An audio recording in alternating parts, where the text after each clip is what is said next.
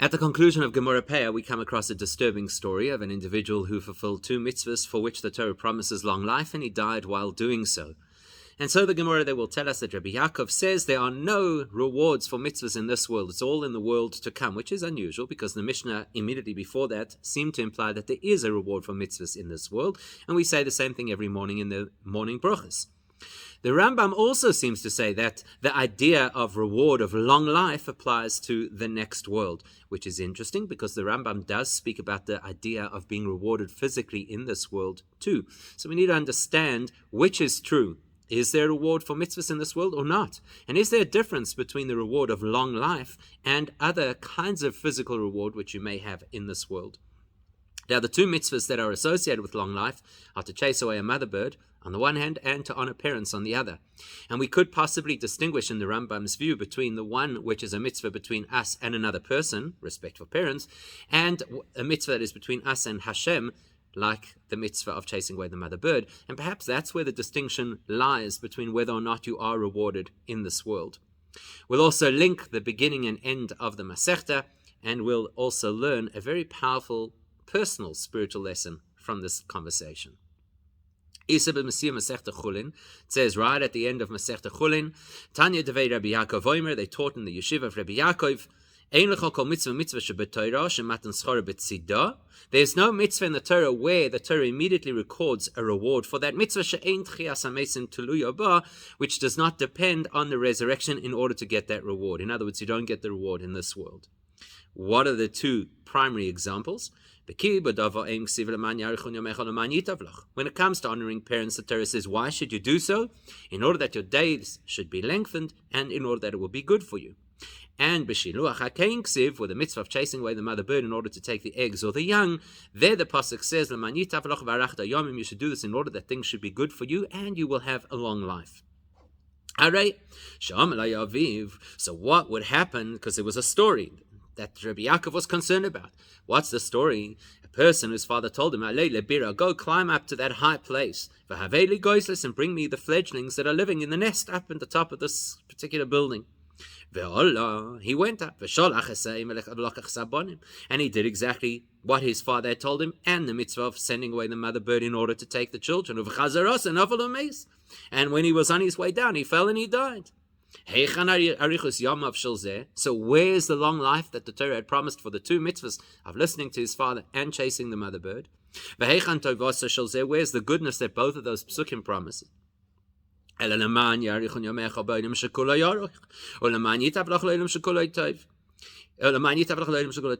So therefore he concludes that when the Torah tells you that the mitzvah is in order that you should have a long life, it means at the time where life extends indefinitely, in other words, after the resurrection. And when it says that you'll have goodness, it means at the time when the world is only goodness. Ask the Gemara, says the Gemara, maybe that's not the case. Maybe that's not true. Maybe if a person is doing a mitzvah, they are protected and they have this long life.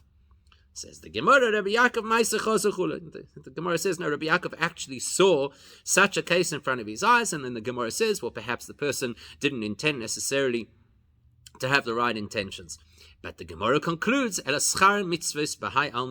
in Rabbi Yaakov's view, there is no reward for mitzvahs in this world. So Rabbi Yaakov is clear. Reward for mitzvahs only in the world to come. Now that's strange because of a pashtas mashma Rabbi Yaakov Chelek al divrei stam mishnah le'el sham. It sounds like Rabbi Yaakov is disagreeing with the mishnah that immediately precedes this conversation, and the mishnah is not assigned to a particular authority, which implies that everybody agrees with it. What does it say there?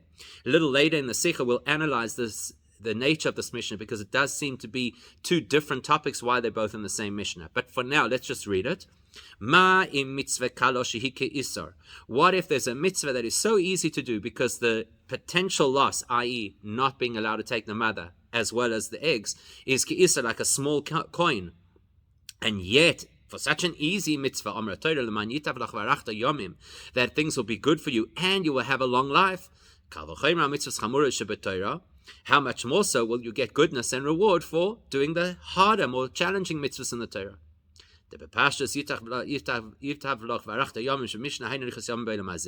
Now, that Mishnah does not seem to imply that the long life and goodness is only in the next world. It seems to be saying in this world. So why would Rabbi Yaakov contradict the Mishnah that appears and that he's commenting on. It appears right before his statement he's commenting on. Then a Mishnah we're much more familiar with. A Mishnah also that is not attributed to a particular author, so you have to assume that everybody agrees with it. In Peah, the one we say every day in our davening, that the following are the things that a person benefits from in this world. And the primary reward is reserved for the world to come. And what's on the list? Right, various things, of which the first is kibud avayim, honoring parents. So, why is Rabbi Yaakov saying there's no reward for mitzvahs in this world when we seem to have two pieces of evidence from a primary source, the Mishnah, that say that we do? But on the other hand,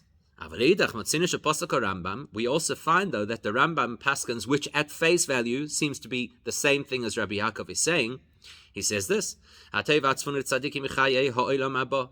the ultimate goodness which is reserved for tzaddikim is the life of the world to come. That is the kind of life that cannot be disturbed by death. And it's the kind of goodness that is not corrupted by any kind of bad. That's the pasuk. That's when it says that you will have goodness. It's referring to the future. And he continues me. Our tradition is that we have learned that Hashem, who will do good for you, that means in the world where everything is good. Same words as Rabbi Yaakov used. And that you'll have long life in the time where life is truly long, like Rabbi Yaakov said. And the Rambam continues on the theme a little bit later.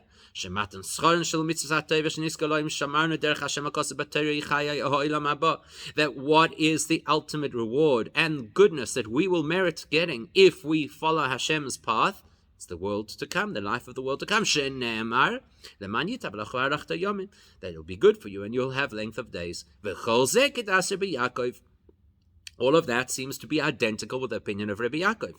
So now the question is doubled. Not only do we have a question about Rabbi Yaakov's opinion, but why would the Rambam choose to paskin the halacha according to Rabbi Yaakov's individual opinion, rather than in line with two Mishnayos that seem to be the majority opinion, that there is reward in this world? The question is even more than what we initially anticipated. The Rambam continues in his writings over there and explains. He asks a question, famous question that the Rambam asks. Now that we know that reward for mitzvahs is reserved for the world to come, so why does it say in so many places in the Torah, if you listen, you'll have these blessings, and if you ignore Hashem, X will happen to you. That's all talking about this world. So the Rambam takes it as a given that the reward for mitzvahs are in the world to come, and therefore he asks the question, so what about all the Yehudim, all the promises of the Torah of what you'll get for mitzvahs? Going, for example, soiva v'rav, the difference between being satisfied with enough food or, God forbid, famine, or milchama v'shalom, or war versus peace, or malchus v'shiflos, or being in a position of having a Jewish kingdom or being as the underdogs, v'shiva sa'aretz v'golos, or living in Israel, being exiled from Israel, v'atzlachas ma'aseh v'hefsedo, or general success, or the opposite, shal kol divrei habris, and the various other things that are enumerated in Hashem's covenant with us. So the Rambam's almost like surprised by that. There are no rewards for mitzvahs in this world, so why does the Torah say these things? And he explains, all of that is valid and it will all come to fruition. If we fulfill Hashem's mitzvahs, we will benefit from all of the great things that Hashem has to offer us in this world. And if chas v'shalom we transgress what Hashem says, then God forbid we open ourselves up to all the negative things that could happen that are written in the Torah. Nonetheless, all of those wonderful things that could happen in our world, the rain at the right time, peace in our land, etc., that's not the ultimate reward for mitzvahs. And God forbid the curses that could happen to a person who ignores Torah mitzvahs and transgresses them. That's not the ultimate punishment or revenge, as he calls it, that could come against a person. This would be the way to create a clarity about how to understand this principle. Hashem gave us the Torah, and it is the tree of life, meaning you connect with it, you're plugged into life. Anybody who fulfills everything written in the Torah, and anybody who knows the Torah well, through the Torah and the observance of mitzvahs, the person will merit the world to come. And how much of an experience in the world to come you have will be relative to how much you have done of the mitzvahs and how well you have learned the Torah. And then the Torah says over and above that, so doing Torah mitzvahs gets you into Olam Haba. But if you do Torah mitzvahs with enthusiasm and joy, and a good spirit, and we become fixated on constantly learning Torah, then Hashem promises us over and above the reward in the next world, then Hashem will simply remove all the obstacles to fulfilling Torah mitzvahs in this world. That's not a reward, it's a facilitation. You're doing a good job, you're enthusiastic, so Hashem helps you along the way. So that you won't have illness or war or famine which could interfere, make it difficult to learn Torah and do mitzvahs. And then Hashem will shower us with all of the goodness that we need to support our endeavors to fulfill Torah and mitzvahs. Like, for example, having enough to eat and living in a peaceful environment and having wealth. Why? So that we won't spend so much of our time obsessed with things that the body needs, but rather to allow us to be free to learn Torah, and to do mitzvahs. And here's the kicker, in order that we should merit a portion in Olam Haba. So if that's not clear, I don't know what is. The Rambam's surprised at the notion that you get rewarded in this world, and then explains it's not a reward. Reward is reserved for Olam Haba. In this world, Hashem facilitates an easier passage, so you can do Torah mitzvahs better, so you can really get into Olam Haba.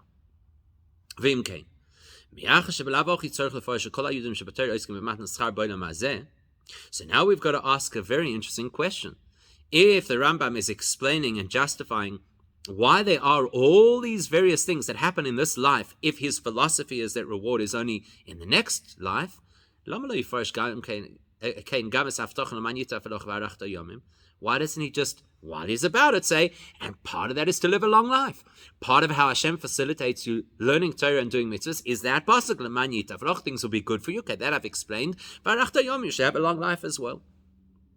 So something's weird here. It seems that the Rambam Dafka feels that long life cannot be physical as a reward for mitzvahs, and we need to understand why. So Maharsha Kosav. Let's have a look at the perspective of the Maharsha. And we'll try see if maybe the Maharsha could explain the Rambam's view. We'll conclude that it doesn't. What does the Maharsha say? You, Rabbi Yaakov, in the Gemara, you've just said that there's no reward for mitzvahs in this world. You'll ask, what about all the promises that the Torah gives of health and wealth and all those good things? So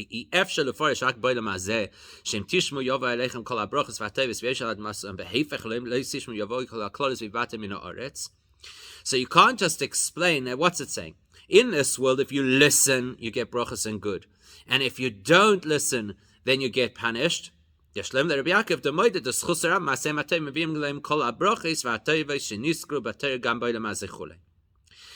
Rabbi Yaakov would agree and say, you know what? On the whole, if the community generally does Torah mitzvahs, then the community generally lives in peace, has enough food, and has enough money, and all the other promises.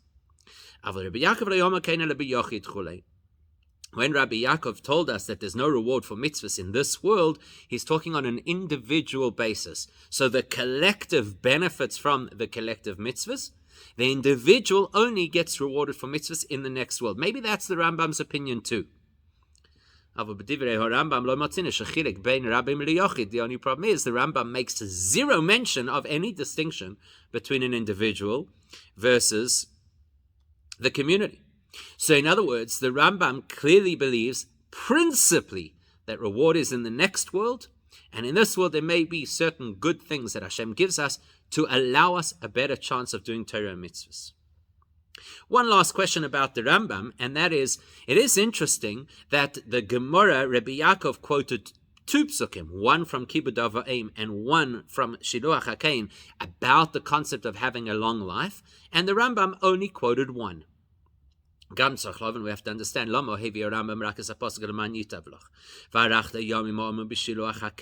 in his entire conversation, the Rambam's conversation about whether or not there is such a thing as reward in this world, he only quoted the pasuk from sending away the mother bird, where it says that it's in order that you should have a good life and live long. It's quite strange that not only did he not quote the pasuk from the Aseret HaDibros about honoring parents giving you long life, but it's doubly strange because that's mentioned first in the Torah, and usually all of the medieval commentators try and find the earliest reference in Torah to prove a point. And besides that, obviously, it's strange that the Rambam is speaking differently to the Brisa of Rabbi Yaakov, which brought both psukim, so we need to understand why. And that will actually be a clue, because that's the first time we realize that in the Rambam's view, there must be a difference between the nature of the mitzvah of honoring parents and the nature of the mitzvah of Shiluach HaKain. So that difference is going to play out in how we get to understand all of this. But before we can understand, as is the typical way of Jewish learning, we have to ask ourselves another question. We'll understand this by first analyzing this question. If Rabbi Yaakov wanted to make his point, which is that you are not rewarded for mitzvahs in this world, why did he need two proofs for it? Surely you make your point to bring a proof, and that's satisfactory. So, why did Rabbi Yaakov feel it necessary to emphasize that both when the Torah tells us about honoring parents, it does not literally mean long life in this world, and also when it tells us about Shiluach HaKain, it also does not mean long life literally in this world? Should you make your point once and we get it and we understand it? You're going to say, well, it's because Rabbi Yaakov saw a particularly disturbing story, and that story of it happened to be a story that incorporated both honoring a father and Shiluach HaKain. That doesn't answer the question. It actually is part of the question. Why did the Gemara actually have to even tell us that much information, that the son had fulfilled two mitzvahs? Even if the Gemara had just said there was a story of a child who went to send away a mother bird and died in the process, that would have been good enough. It would be enough proof of the fact that there is no reward for mitzvahs in this world. Why do I need to know that level of detail, that this young man, this child, had actually fulfilled two mitzvahs for which the Torah had promised long life? It's actually irrelevant, because the principle is either you're rewarded in this world or you're not. Or to look at it from the opposite angle. Yes, of course, Rabbi Yaakov is referring to a story that he actually witnessed, and that story happened to include two mitzvahs. Was still a question. How do I know from that particular story that there is no reward for mitzvahs in this world? Maybe I don't know enough about that story. Maybe that young child wasn't looking to fulfill a mitzvah. Maybe this child didn't have a foggiest clue or intention to want to fulfill the mitzvahs. Maybe that's why he wasn't rewarded, because he wasn't planning to do a mitzvah. Now that's a big discussion in its own right, whether mitzvahs require intention. Even if you go with the opinion that says that a mitzvah does not require intention in order to fulfill a mitzvah, it's something we rely on quite heavily, right? How often do we do mitzvahs without intention? So let's even go with that view. You do realize that when we say that a mitzvah is a mitzvah even without intention, that's the emphasis, without intention. The person was effectively oblivious. The intention was absent. But if a person has a malevolent, inappropriate intention, that person says, I'm going to do this action and I don't want it to count as a mitzvah, then everybody will agree that neutralizes the value of the mitzvah and he does not fulfill the mitzvah. ואם כן, מאחר שבנידון דידן ייתכן שעושה לבין כוונה הפכי, שלא לקיים את מצוות כיבוד אב ואם ומצוות שילוח הקן, הרי בוטלה הוראה מן המעשה. So, how do we know? Maybe in that particular story that Rabbi Yaakov saw, it was such a dramatic outcome because he had such a dramatic attitude. Because this child, perhaps, Dafka did not want to fulfill the mitzvahs, and therefore Dafka lost the opportunity for the mitzvah to protect him and give him this long life. So how do we know from that one single story that there's never reward for a mitzvah ever? So a little earlier, we referred to the fact that there is a Mishnah that precedes Rabbi Yaakov's comment. And we're now going to analyze that Mishnah and find, firstly, that there seems to be a very tenuous, if any, connection between the first and second part of the mitzvah, and quite a fascinating thought process that goes into what the Mishnah is actually going to talk about. So, you saw a little bit higher up on the page, on Kuf Mem Beis Amud Aleph, just before Rabbi Yaakov's story and Brisa, is a Mishnah. It's the final Mishnah of Masechta Chulin. What does it say? It says, Lo yitel adam eim al abonim. A person may never take the mother together with the babies, even if you needed the mother to be part of the korban that we use for a person who has had tsaras and now needs to purify themselves. That's point one of the Mishnah. Point two, then it says, the part we quoted earlier, wow, look at that, a mitzvah that comes at no cost, so you're going to have to find another bird. It won't cost you very much. And yet the Torah says, for having fulfilled this mitzvah, things will be good for you and you'll have a long life. How much more so for the more serious or difficult mitzvahs in the Torah? It's a pretty well-known question on this Mishnah. What links the two parts of the Mishnah? Because apparently they're two totally separate concepts.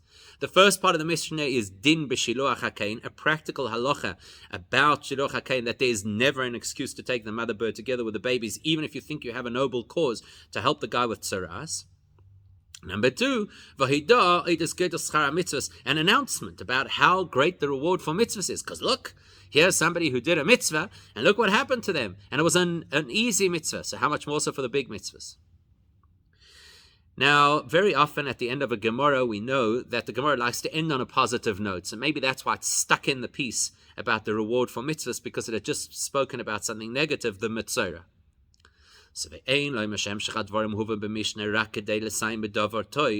Please don't argue that the only reason the Mishnah put in the part about reward for mitzvahs is to end on a positive note, so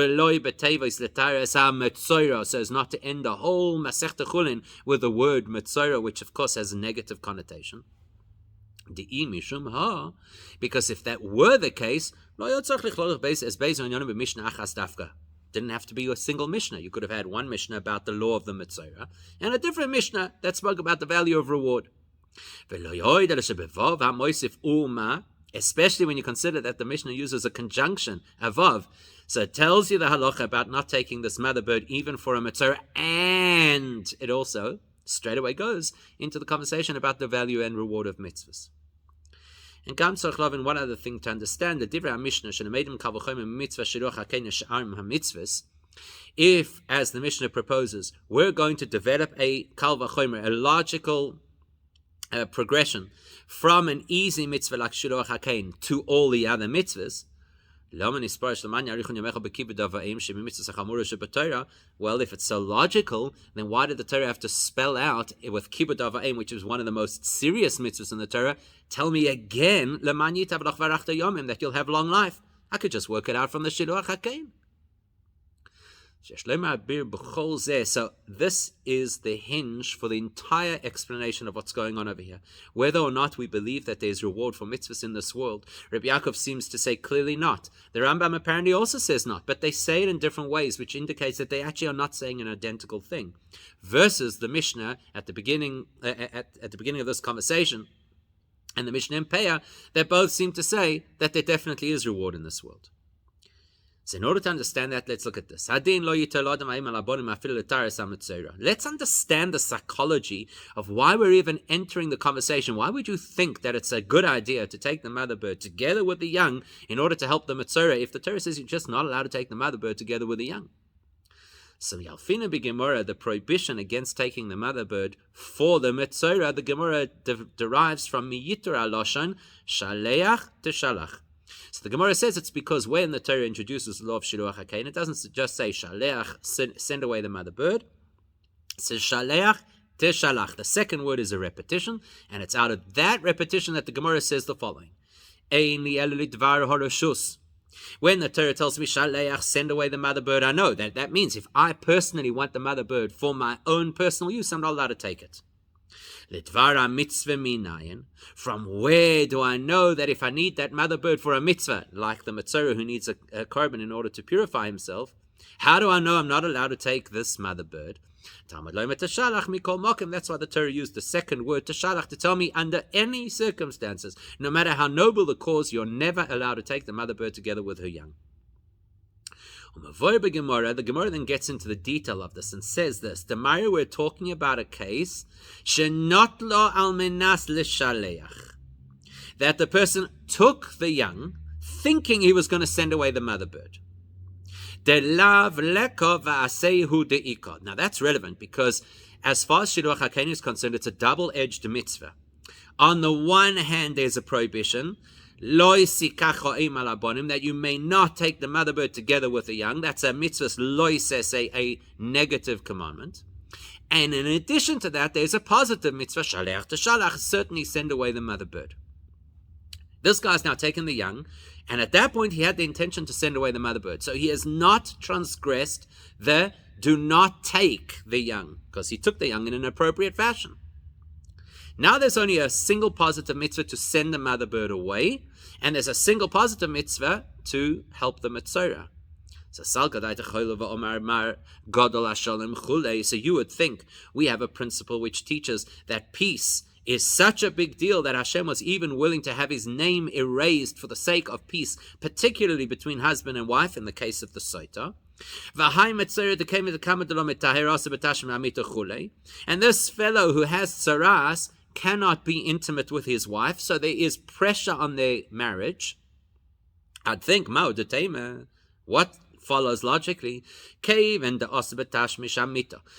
as this man currently cannot be intimate with his wife, which is a positive mitzvah in the Torah, that he owes her oina, the conjugal rights. So you might think that his positive requirement to be with his wife overrides the positive requirement to now chase away the mother bird after I've already taken the young. Melon, says the Gemara, therefore the Torah says shaleach te shalach, to emphasize that even when you believe not only that you want to help a guy in distress, but you believe he has a mitzvah to fulfill, and maybe I should be allowed to facilitate his mitzvah by ignoring this mitzvah. No, shaleach te shalach, under all circumstances you are required to send away the mother bird. Now, of course, the Gemara is learning this straight out of the words of the pasuk. Still, in spite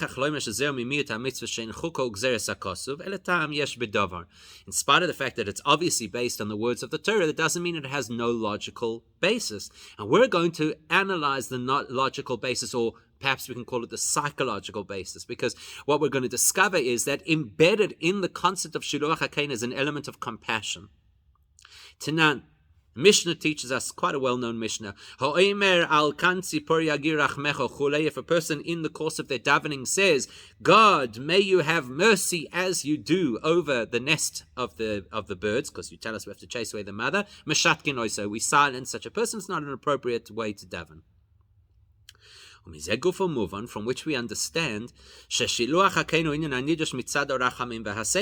that tells you that the reason to chase away a mother bird before you take her young is an element of compassion for her. It's just that we're not allowed to make a statement that that's the reason why we chase away the mother bird. It's an element, it has validity, but it's not the reason why we chase away the mother bird. As the Gemara says,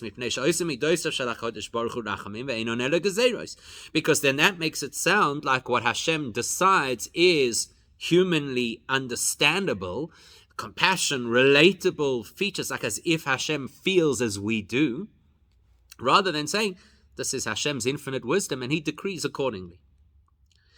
We find that many people, like the Rambam in Moreh Nevuchim, argue that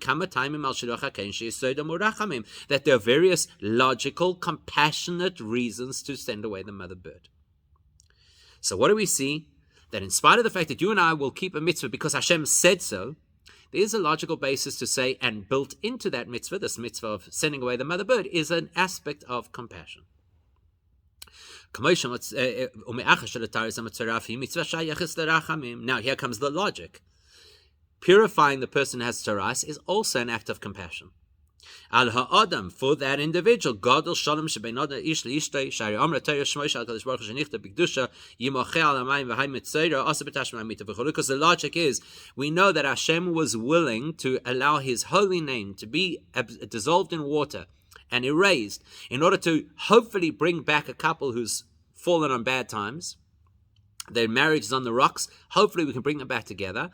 So likewise, let's apply the same compassion to this person who has tsaras, and let's be compassionate to him, allow him to be back with his wife. If that's the logic, if the two mitzvahs come head to head, the mitzvah to help a person compassionately because he can't be with his family, and the mitzvah to send away the mother bird, compassion for the bird, who's going to take priority? If I've got compassion for a human versus compassion for an animal, which one should take priority? Surely the halacha would suggest that we are first compassionate to a person and then compassionate to an animal. From the same logic that tells us normally we have to be compassionate to animals, that we dare not cause an animal harm. Well, if that's how much the Torah cares about animals, how much more so about people? If there's something that could benefit a person, we will overlook the pain to the animal. As we very well know, that the halacha is that you overlook potential pain to an animal in favor of honor to a human being. Especially when you consider that after we sort out the guy with the tsaras, we can still fulfill the mitzvah of Shiluach HaKein.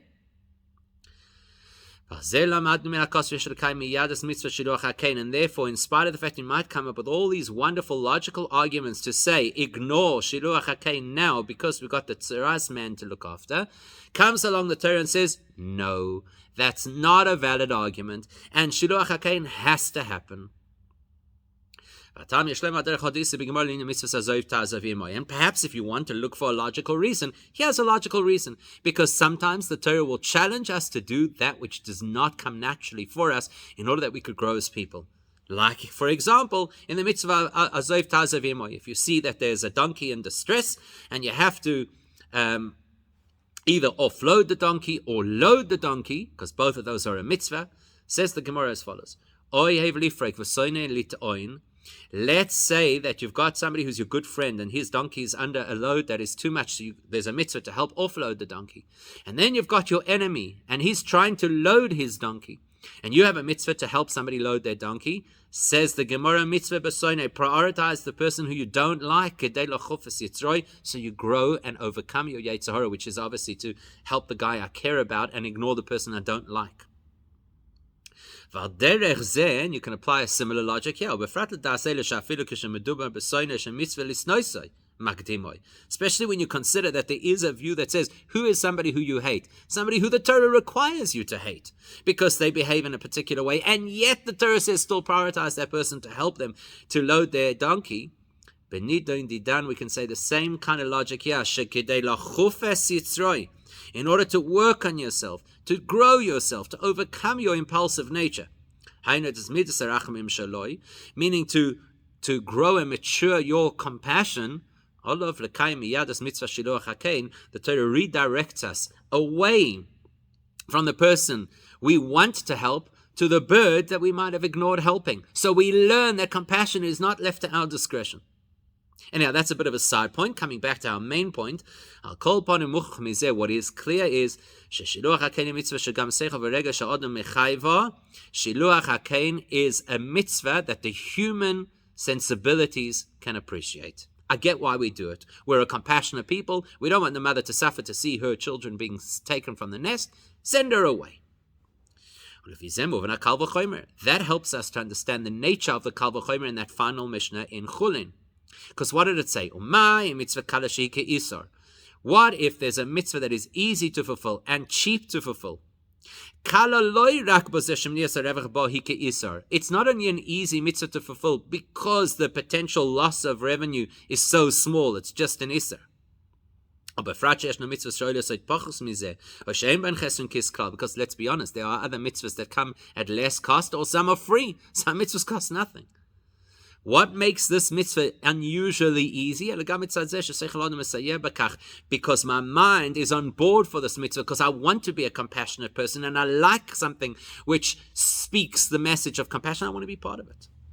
And still, the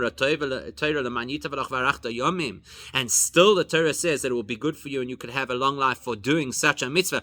How much more so for the other mitzvahs that we grapple with, that don't necessarily resonate with our sentiment. Can you imagine how much reward for those? Especially those mitzvahs that cannot be explained rationally and don't speak to the natural sensibilities of a human being. For sure, for those mitzvahs, you for sure deserve goodness and long life. Okay, so what do we have from here? We've got this very interesting perspective, psychological perspective that says, if I find it easy to do a mitzvah because it resonates with me, it speaks to me as the kind of person I'd like to paint myself to be, a compassionate person, and I get such a massive reward for it, how much more so the other mitzvahs? But on the other hand, that's the sentiment. Mimaskonas adin, the way the halacha plays out, it's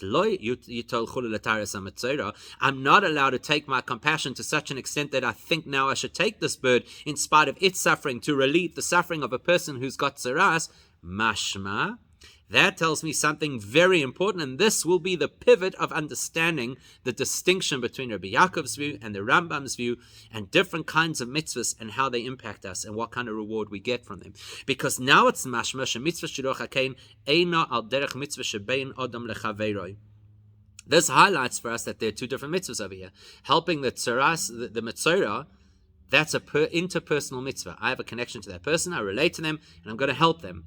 Shiluach HaKain is not an interpersonal mitzvah.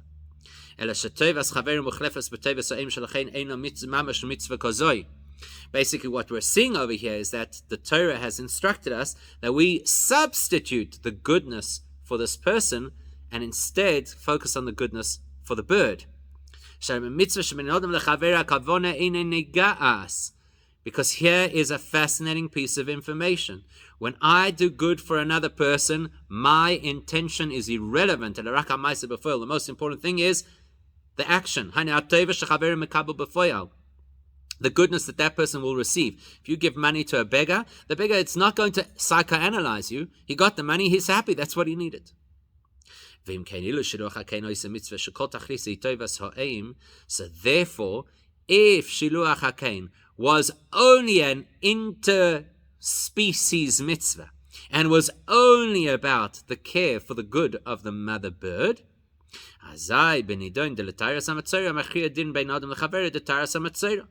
then I would have said, well, interspecies versus interpersonal. Interpersonal definitely takes priority. Because definitely to bring peace again in that home between this couple that's now been separated for a period of time definitely overrides the care for this bird. Now we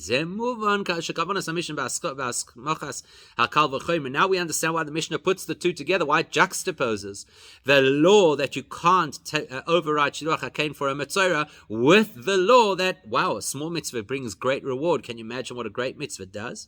Why the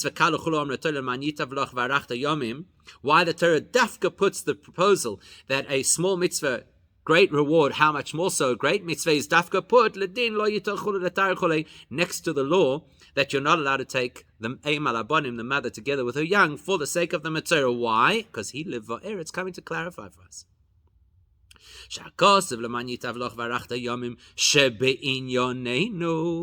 That this particular promise of life being good and long life is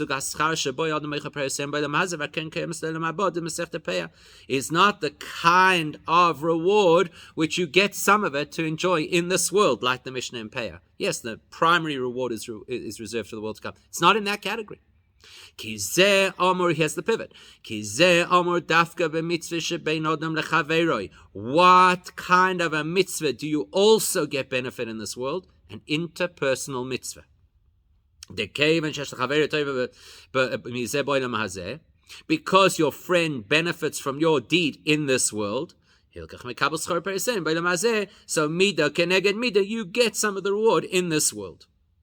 But sending away the mother bird, the focus of that mitzvah is not the good that will come to the mother bird, rather the fact that you are doing what Hashem wants. How do we know that? Because we see that the Torah is not willing to relinquish this mitzvah in favor of helping another person. That tells you it's not in the category of mitzvah where we care about the one impacted. This is in the category of mitzvah where we care about what Hashem wants. The mitzvah of sending away the mother bird falls squarely into the category of a mitzvah between you and Hashem. It is not a mitzvah between you and the bird. Helping a fellow Jew is a mitzvah between you and the person. Sending away the mother bird is between you and God.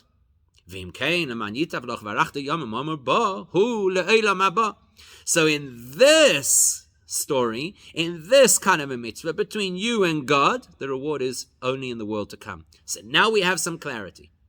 When do you get rewarded in this world? For a mitzvah bein adam lachaveroi. When do you get rewarded only in the world to come? Mitzvah bein adam lamokim. And therefore the pasuk that promises long life for honoring parents is not part of this conversation about the Shiluach HaKein. Because honoring parents is an interpersonal mitzvah for which a person also enjoys benefit in this world. Now that we know this distinction between the kind of mitzvahs of bein adam lechavero and mitzvahs bein adam lamokim, and that only adam lechavero is rewarded also in this world, and bein adam lamokim only in the next world, that explains why we're now in the next discussion, the Brisa. Tanya de Rabbi Yaakov Omer v'chulei, the quotation of Rabbi Yaakov in the Brisa. Of Idvora Mevi Raisha Schar Mitzvah B'Ayam Aleka Mizeh Shenofel Omeis. Where Rabbi Yaakov is of the view that there is no reward for mitzvahs in this world. How do I know? Because look at the story of the kid who climbed a ladder, fell down and died.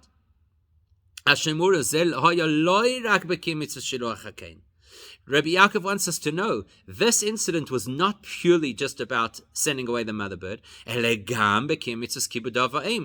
also included kibud avayim. Actually, Rabbi Yaakov, who believes there is no reward at all for mitzvahs in this world, he dafka relies on the fact that there was a kibud avayim element to the story. Why? Because shehi mitzvah shebein adam lechaveru, because that's an interpersonal mitzvah. And that's why he says, look, there is no reward for mitzvahs in this world. Mitzvahs between you and God. Okay, everybody acknowledges there's no reward in this world. But a mitzvah shebein adam lechaveroi, like kibud avayim, I hold there's also no mitzvah in this world. Haraya, what's the proof? Look at this kid who fell down the ladder and died. Obviously, the man yitav lach varachta yomim is not literal. But mitzvah shiluach hakein, to explain it better, the mitzvah of sending away the mother bird, liyoisa mitzvah shebein adam lamokom, because that's a mitzvah between person and God, she'ikar in yonahu etzem pe'ulas ha-mitzvah. What is the focus? The deed. Not the impact of the deed, the deed. So therefore, in a kavana ofchis, kavana shelo lekayim mitzvah, if a person had an inappropriate or antithetical intention, I don't want to fulfill the mitzvah. Okay, so the person could lose the value of the mitzvah. And then we could make the argument that the Gemara made, maybe he's not protected or getting the reward because he wasn't doing it properly. So therefore, if the story was just about a guy who went to do Shiluach HaKein and died, we'd say, okay, maybe the reason he died is because he didn't intend to do the mitzvah. In fact, he intended to do the opposite of a mitzvah, and so he lost his chance to be covered by the great bracha of Leman Yitav Lach Varach Yomim. But Rabbi Yaakov says, the moment the story also incorporates an aspect of interpersonal relationships, kibud avoim, she mitzvah shebein adam lechaveroi. When you're doing something for another person, we're not focused on your deed, we're focused on their benefit. What's the most important thing? That his father should get the fledglings that he wanted. In a gas kavanasa, who cares what he was thinking? So even if he was thinking that he doesn't want to do what his father wants, the bottom line is he did it. The bottom line is the father got the fledglings. As we know from the very famous Sifri, and this week's parasha about tzedakah, that you could give tzedakah not only unintentionally, but even begrudgingly. How do we know that if a person loses a coin and a poor man finds it and uses it to feed himself, that the Torah considers it as if you have fulfilled the mitzvah of tzedakah? Therefore, the Sifri quotes the pasuk that's considered tzedakah. And the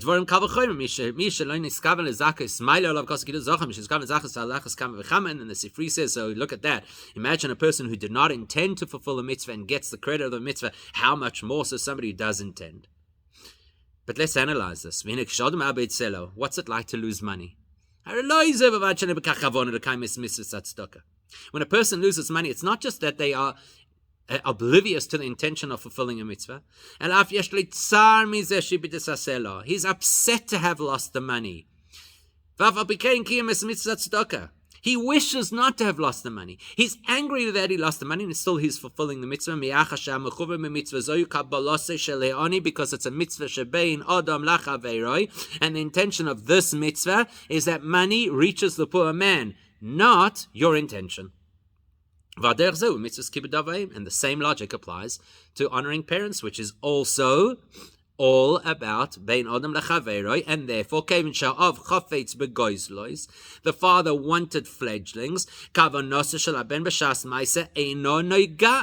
The intention of the child, why he decided to get the fledglings, is irrelevant. As long as he brings what his father had asked for. Move on, so now we can understand logically. Rabbi Yaakov's primary source for the idea that there's no reward for mitzvahs in this world, is dafka from a story of a person honoring his parents, ben adam lechaveroi, and falling and dying. Because whatever his intentions will not in any way corrupt the mitzvah. So you could argue Shiluach HaKein is not protected because he didn't want to do a mitzvah. But Kibbud Avayim, you cannot argue that. The fact that he's doing what the parent wants is what counts. It is considered a mitzvah, and look, the reward does not manifest in this world. Therefore, says Rabbi Yaakov, you have no other choice but to say that when it says that you'll have a long life, it means in the time when life extends forever. And that's that promise of reward in the next world is not only in regard to mitzvahs between us and Hashem, but even in regard to mitzvahs between us and our fellow.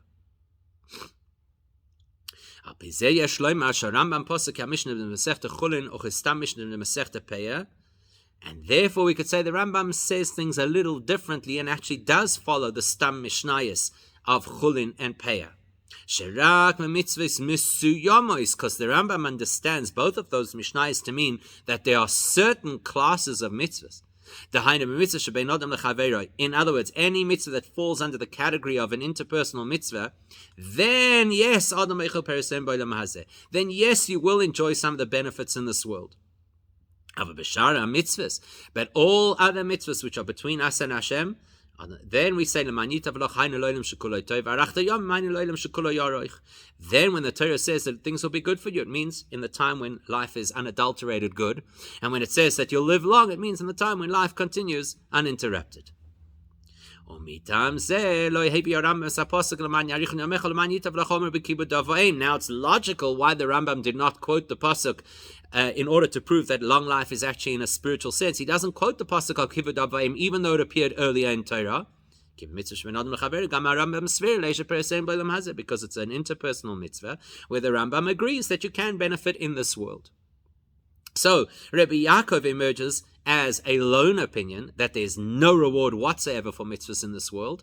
The Rambam illustrates to us that the other Mishnayos believe that there's a distinction, and this is how he paskins lahalacha. Mitzvahs bein adam lamokim only to be rewarded in the next world. Mitzvahs bein adam lachaveroi will be rewarded in this world too. And so now there's no contradiction to the words of the Rambam.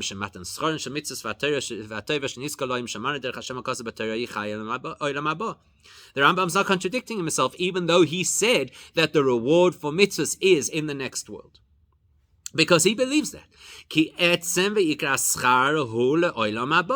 Because the real main reward for all mitzvahs is in Olam Haba. As the Mishnah in Peah says, HaKeren Kayemes Olam Haba, the principal reward is reserved for the next world. And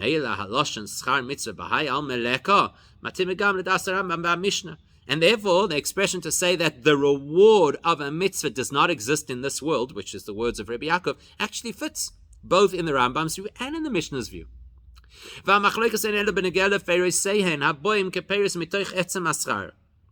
Because everybody agrees that the real reward for mitzvahs is only in the next life, the question is, are there any benefits to be enjoyed in this world?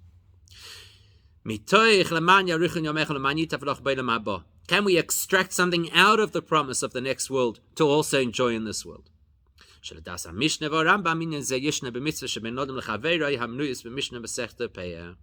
Because according to the Mishnah and the Rambam, those mitzvahs that are interpersonal do have peiros, they do have benefit in this world. We'll actually see that the Alter Rebbe says the same thing in Igeres HaKodesh, obviously on a more spiritual level. So the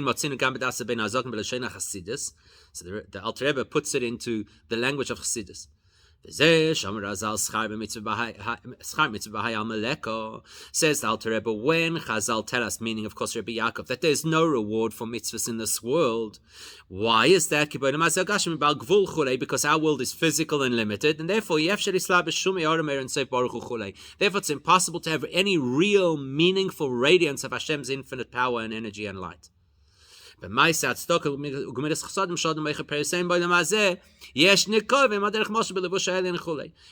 do mitzvahs that interface with other people, like tzedakah, gemilas chesadim, and other interpersonal mitzvahs, then it's almost like there's some holes in the curtain that allow a little bit of a ray of light through.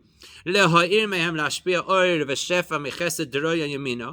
allow some of Hashem's incredible so-called right arm of kindness to seep through. And that gives a person, that allows a person benefit in this world, even if the benefit is physical long life. So the Alter Rebbe is effectively saying our world is not designed to handle the real reward of mitzvahs, but a mitzvah opens portals so that at least some of that can seep through into our lives and we get brachas in our lives.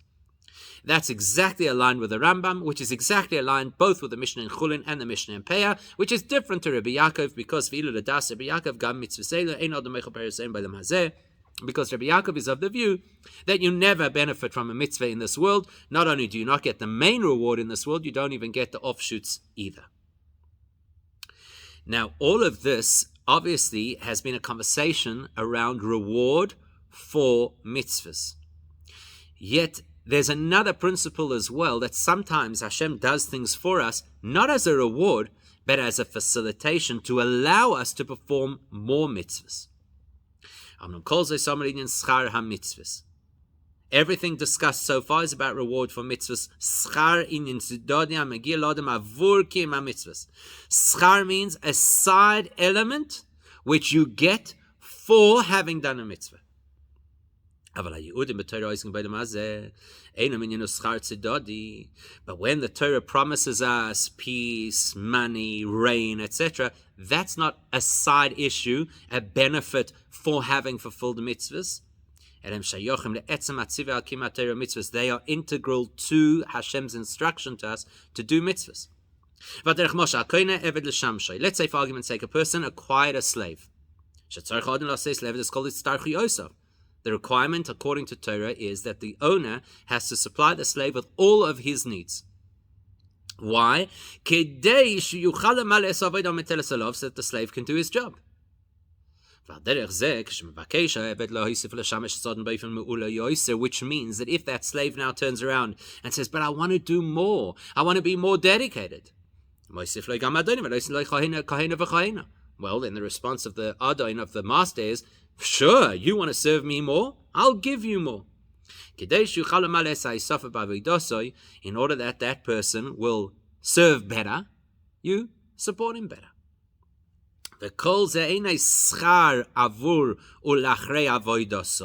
Whatever this Adon, the master, is now going to give this person is not reward for what's happened in the past. This is actually to facilitate going forward that the slave will serve. Exactly the same thing applies with us. Like the Rambam said, Hashem gave us this Torah, which is a tree of life. Naturally,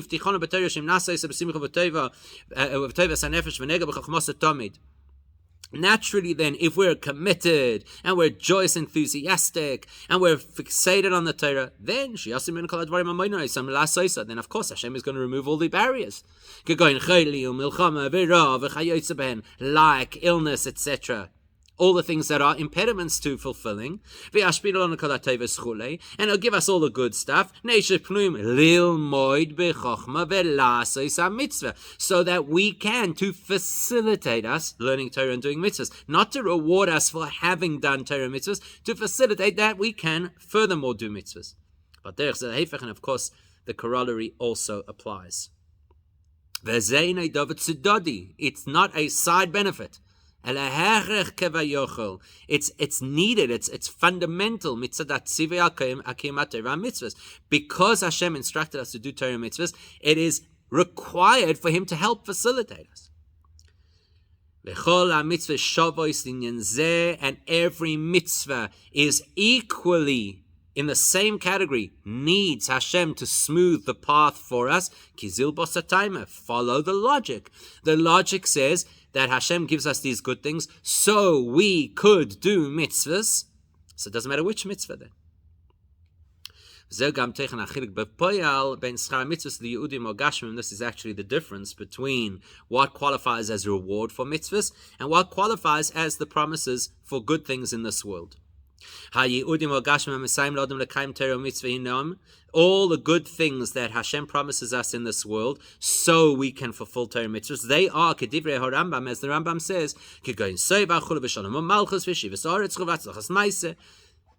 it's all kinds of things that you need in order to be in a happy environment. Peace, leadership, or self-rule, being in the land, having enough food, success. These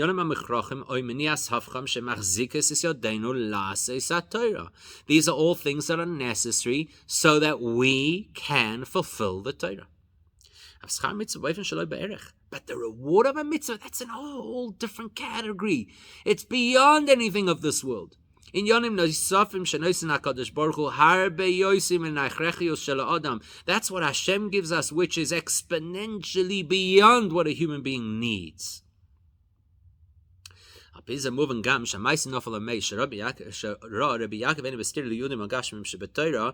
by the way, that helps us to understand that this disturbing story that Rabbi Yaakov witnessed of the fellow who fulfilled two mitzvahs, both of which carry the promise of a long life, and yet he died, that does not contradict the principle of having good things in this world.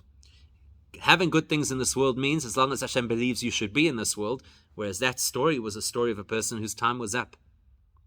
All the promises of the Torah are directed at us as long as we're alive, because that's when we are expected to keep Torah mitzvahs. And the purpose of these good things is to allow us to keep Torah mitzvahs. So as long as a person is alive, and as long as a person carries that responsibility to fulfill Torah mitzvahs, that's how long they'll have this flow from Hashem. As long as a person is alive and could facilitate Torah mitzvahs, then Hashem has to allow the person to do so by providing the necessary.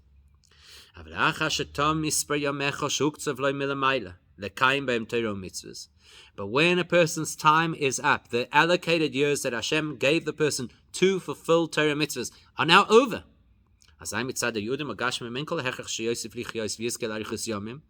There's no logic to say, oh, but Hashem has to do more goodness to this person and keep them living longer. Why? The only reason Hashem does good things is to facilitate Torah mitzvahs. The only reason you do Torah mitzvahs is as long as you're alive. Now the person's no longer alive. It's unnecessary.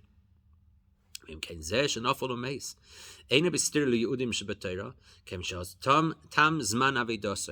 therefore, this person who fell and died, it's no undermining of the fact that he has to have good in his life to fulfill Torah mitzvahs. Why?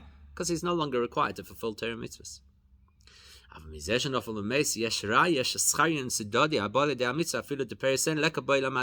What you could prove from the story is schar, reward, which is not directly associated with the fulfillment of mitzvahs while living, that you can say there's no schar in this world. And therefore there is a place to learn from this particular story that the real reward of mitzvahs, or according to Rabbi Yaakov, any reward for mitzvahs, does not exist in this world. The Rabbi Yaakov b'chol ha-mitzvahs, according to Rabbi Yaakov, this story illustrates that with regard to all mitzvahs, there is no reward in this world.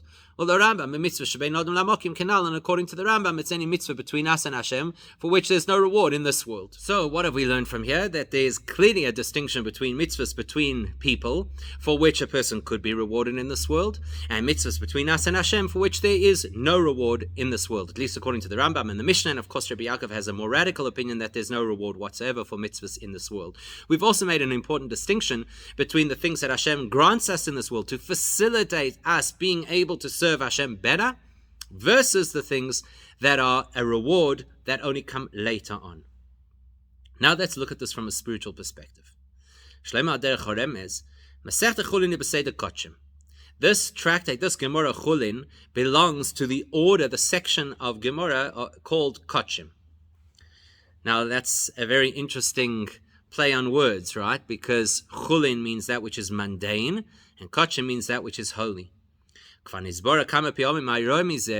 many places in Chassidus that explains what's the lesson from this. That it's there to teach us that even the ordinary things of a Jewish person are actually holy if you compare them to ordinary things of the rest of the world. If you want to understand this principle, how you take the mundane of a Jewish person and see its holiness, you've got to look at the beginning and the end of the Masechta, and we know that the beginning and end of the Masechta are always connected to each other. The beginning of the Masechta spoke about the laws of Shchita. In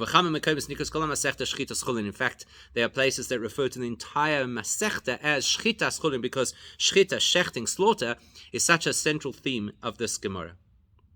What is shechting? She'inyana kidivrei Gemara. So the idea of Shchita is, as the Gemara describes, ein v'shochat elo moshach, that there's no correct way to shecht an animal, elo moshach, to draw the knife across the animal. It's that word, that phrase, umoshach, which explains why a Jewish person is allowed to kill an animal in the first place in order to eat. You have to know the answer to this question.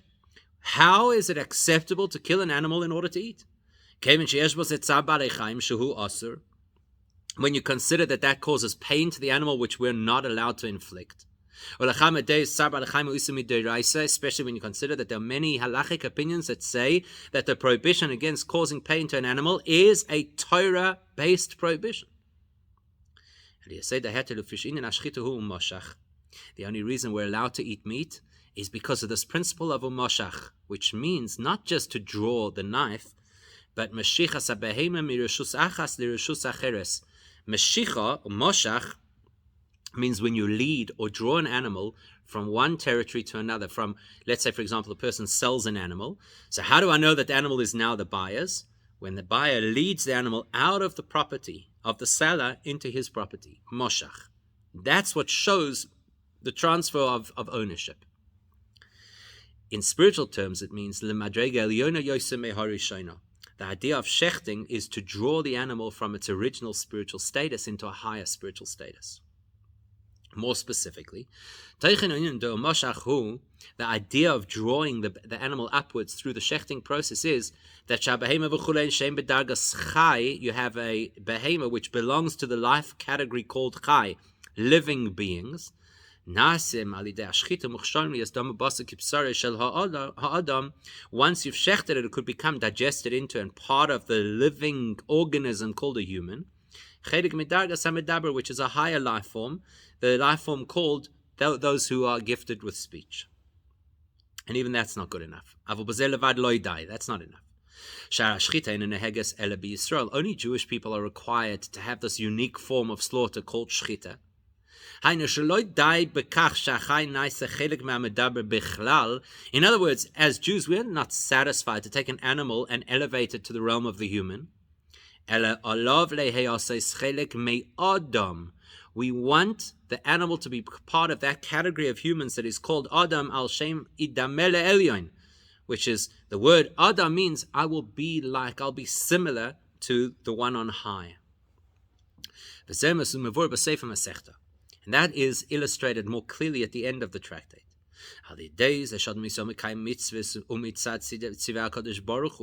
When a Jewish person fulfills a mitzvah, and not just because they think it's a nice idea, but because this is what Hashem instructed, that person then overwhelms their personal Yetzer Hara. Then not only do you take a piece of meat and elevate it to a higher status, but you take your own personal animal, your nefesh habahamis, and elevate it to a higher status.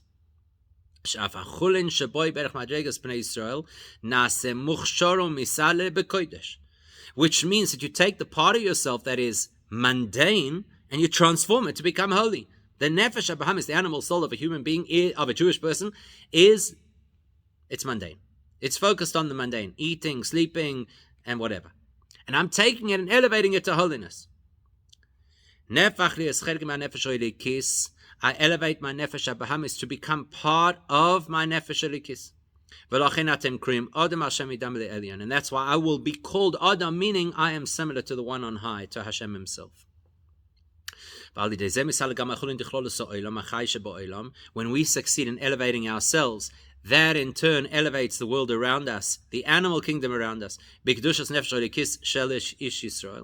the holiness of the spiritual, of the neshama of the Jewish people. And that is exactly the message of the end of the Masechta.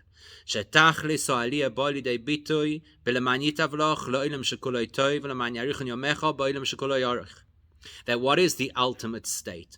What is the ultimate experience of holiness and spirituality? Long life and goodness. But what kind of long life and goodness? Long life and goodness that is true, that is infinite. Where the person is in a sense of being really clearly connected to Hashem. What is this life that goes on forever that we're talking about? What exactly is going to happen in that next world? It's where you see that your neshama and your body are completely connected to Hashem. That's the ultimate purpose of elevating the world. What is this Masechta about? Elevating the world, taking the animal and making it holy, taking the Nefesh HaBamis and making it holy, which will lead a person to the ultimate schar, which is where you see that you're living absolutely one with godliness. Considering, as we know, that the Gemara tells us, based on the Pasuk, that every single Jewish person is righteous, and every Jew is filled with mitzvos, like a pomegranate is filled with seeds. Especially this time of the year, the month of Elul, when Jews are more engaged with their Judaism in the three primary channels. The three primary channels which are each alluded to by the abbreviation of Elul. The first, which is a pasuk about the Ore Mikrat, the cities of refuge, which we understand the Biprotius, that specifically, besides the idea that it refers to generally that Elul is a time of refuge through Teshuvah, more specifically, Koy ala Torah refers to the channel of Torah learning, because Divrei Torah shein koltim, because we're told that Torah words are a place of refuge as well. So that's the channel of Torah, that people are more engaged, people learn more Torah at this time of the year. Elul Rasha Tevis Anida Doidi V'Doidi Li. Elul is famously an abbreviation for I relate to my beloved and my beloved to me, which is Avodas HaTefillah. That's davening. The second channel. The third channel, taken from the Purim story, is that it stands for each person reaching out to the next person, giving them gifts, which is akav de gemilus chasodim, the approach or the channel of goodness and kindness to the next person. So we're engaged with Torah and mitzvahs. Therefore, Hashem will keep His promise. And give every one of us, in addition to all the things that Hashem promises that will be good for us to facilitate Torah and mitzvahs, that we should have satisfaction and peace and enough gold and silver, so we could be free of stress and worry, to be able to focus completely on Torah and mitzvahs. Besides that, gam schar mitzvah, Hashem will fulfill His promise and also give us the rewards for the mitzvah shakern kayemes le'ilam haba, of which the core product is reserved for the next world. But we still get benefit in this world. Because amongst the many mitzvahs that we do, especially at this time of the year, are mitzvahs which the Mishnah and Peah tells us we get to enjoy the benefits in this world too. What benefits? That we should literally have long life in this world. We should all have and a good and sweet year, in revealed good that you can identify and experience down here in the tangible world in our reality.